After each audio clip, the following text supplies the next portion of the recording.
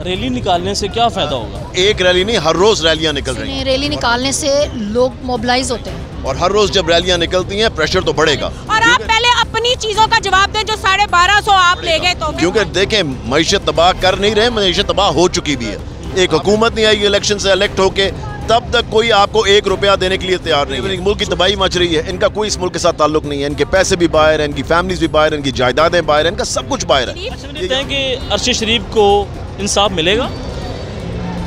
मुझे उम्मीद तो कर सकती हूँ, लेकिन मुझे यकीन नहीं है कि मिलेगा।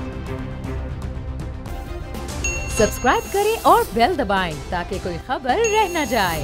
अस्सलाम वालेकुम नाज़रीन, मैं आपका मेज़बान अनस गुंदर, आप देख रहे हैं बोल न्यूज़। नाज़रीन, पाकिस्तान तहरीक इंसाफ आज एक मरतबा फिर लाहौर के अंदर रैली निकाल रही है कि इलेक्शन करवाओ, मुल्क बचाओ, और इसकी क़यादत कर रहे हैं सूबाई वज़ीर मुराद राज साहब। इनसे बात करते हैं, ये क्या कहते हैं, किस हद तक ये जो रैली है ये हुकूमत के ऊपर प्रेशर डालेगी कि इलेक्शन हो जाएँ, किस हद तक इलेक्शन करवाने में कामयाब हो सकती है? देखिए, एक रैली नहीं, हर रोज़ रैलियाँ निकल रही हैं और हर रोज़ जब रैलियाँ निकलती हैं प्रेशर तो बढ़ेगा। क्योंकि देखें, मईशत तबाह कर नहीं रहे, मईशत तबाह हो चुकी भी है।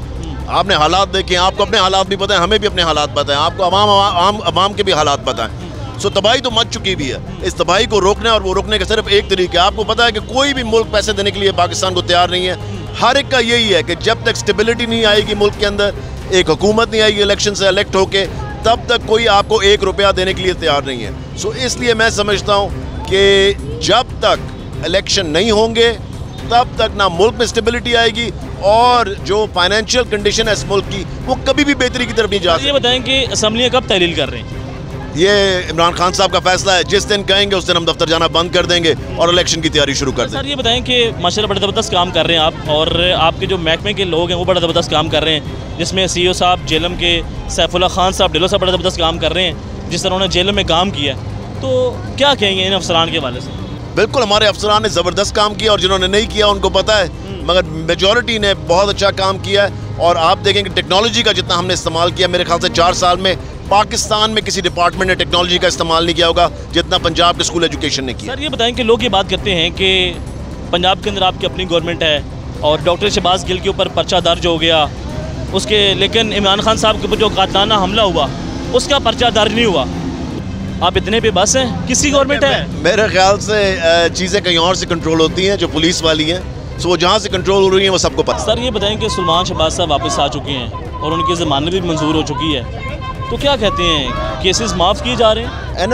NRO2 है और तो कुछ भी नहीं है। NRO2 लेने के लिए आए थे ये इम्पोर्टेड हुकूमत, और उनको मिल गया हुआ है। सो अब एक एक करके आपने देखा है, जिन जहाज़ों पे गए थे उन्हीं जहाज़ों में बैठ के ये करके वापस आ रहे हैं। सो ये सिर्फ हल जो है इस मुल्क का वो एक इलेक्शन है। एक अनबायस्ड इलेक्शन होगा तो फिर मुल्क सही रास्ते पे चलेगा, वरना इसी तरह इन चोरों को मिलते रहेंगे, NRO2 NRO3 भी मिलते रहेंगे, और बात कभी भी नहीं बनेगी। मुल्क की तबाही मच रही है, इनका कोई इस मुल्क के साथ ताल्लुक नहीं है। इनके पैसे भी बाहर हैं, इनकी फैमिलीज भी बाहर हैं, इनकी जायदादें बाहर हैं, इनका सब कुछ बाहर है।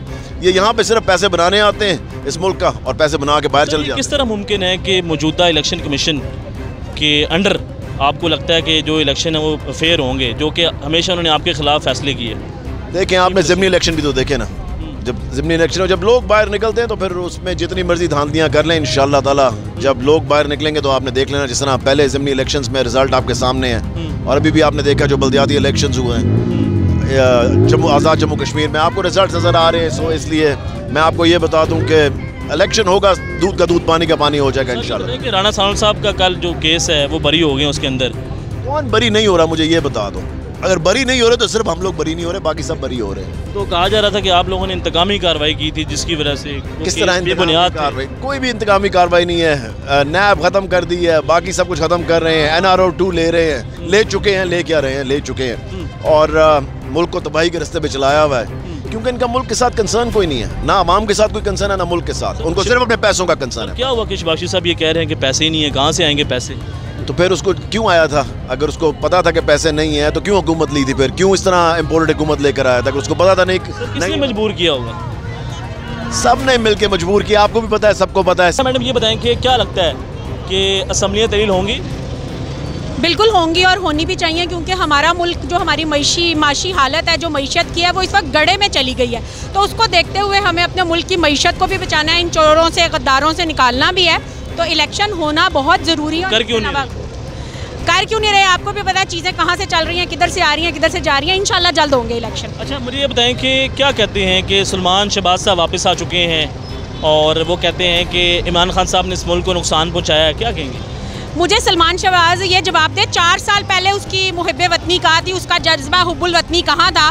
जब वो पिछले 30 साल से, उनका बाप क्या था, उनका दादा क्या था? उनका दादा वही था ना, ढक्कन चोर, ग्वाल मंडी में रात को ढकने चोरी करता था गटरों के, और दिन में चोरी उठा के उसमें भट्टी में डाल के फिर जाके म्यूनसिपल को बेचता था। ये वही चोर खानदान है ना। हम इनको बहुत अच्छी तरह जानते हैं, हमें पता है इनका बैकग्राउंड क्या है। ये समझते हैं कि ये सियासी बैकग्राउंड क्या है, ये सियासी बैकग्राउंड के नहीं, ये चोर, गद्दार, करप्ट तरीन टोला है। इनका काम ही चोरी और चोर बाजारी है। अच्छा, मुझे ये बताएं कि बार बार ये कहा जा रहा है कि खान साहब घड़ी ले गए, तो क्या कहेंगे? मुझे ये बताएं, आज तक जो ये इनके पिछले अदवार में, इसका ताया भी अब आया, इसका चाचा भी, इसका बाप भी, ये सारे अब तक तोशाखाने में जितनी चीज़ें आती रही है तो बगैर पैसों के ले जाते रहे। 100-100, 200-200 रुपये जमा करा के, 300-300 जमा करा के, 25-25 रुपये। खान साहब ने एक लीगल तरीके से एक चीज़ को लिया है, उनको गिफ्ट तोहफा मिला, उन्होंने वो पैसे जितने उसकी फीसद होती है उस अमाउंट को तोशाखाना में जमा कराया और वो उस चीज़ उनकी मलकियत होगी। अब वो मेरी मलकियत है, मैं जैद को दूँ, बकर को दूँ, जहाँ मर्जी जो मर्जी करूँ। आप कौन होते हैं हमारे से पूछने वाले? और आप पहले अपनी चीज़ों का जवाब दें। जो 1250 आप ले गए तोहफे तोहफ़, आपका ताया साहब, नवाज शरीफ। अच्छा, मुझे बताएं कि अरशद शरीफ को इंसाफ मिलेगा?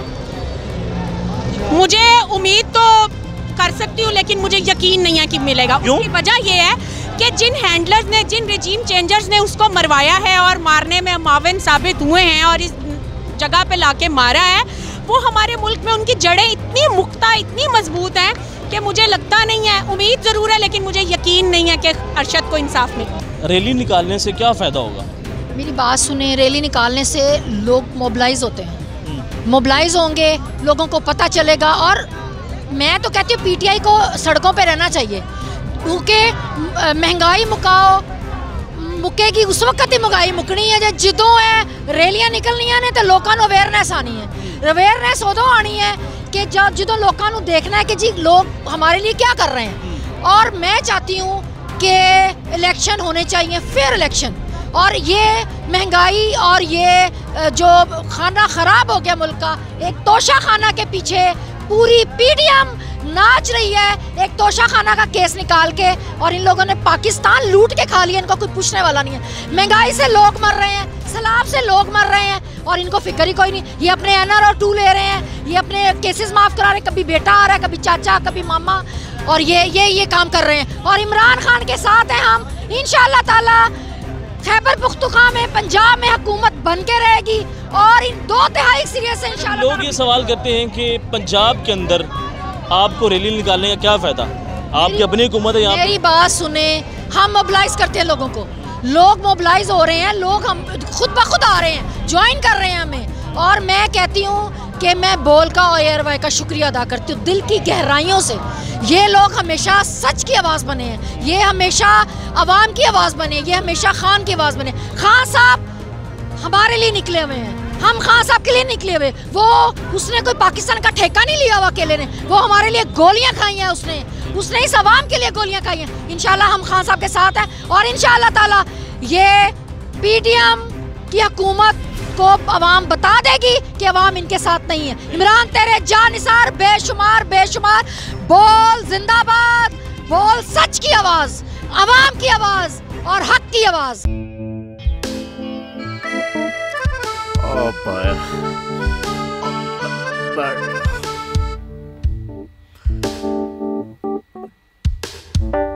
इंतशार से निकलने का वाहिद हल इंतखाबात हैं।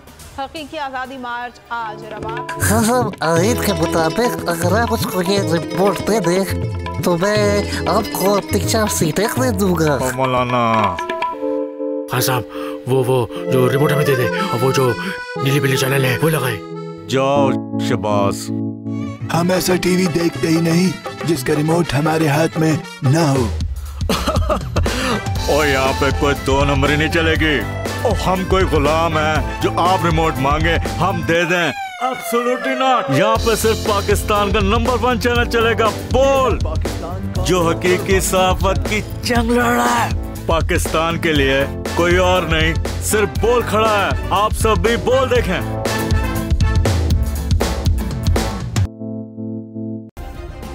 सब्सक्राइब करें और बेल दबाएं ताकि कोई खबर रह न जाए।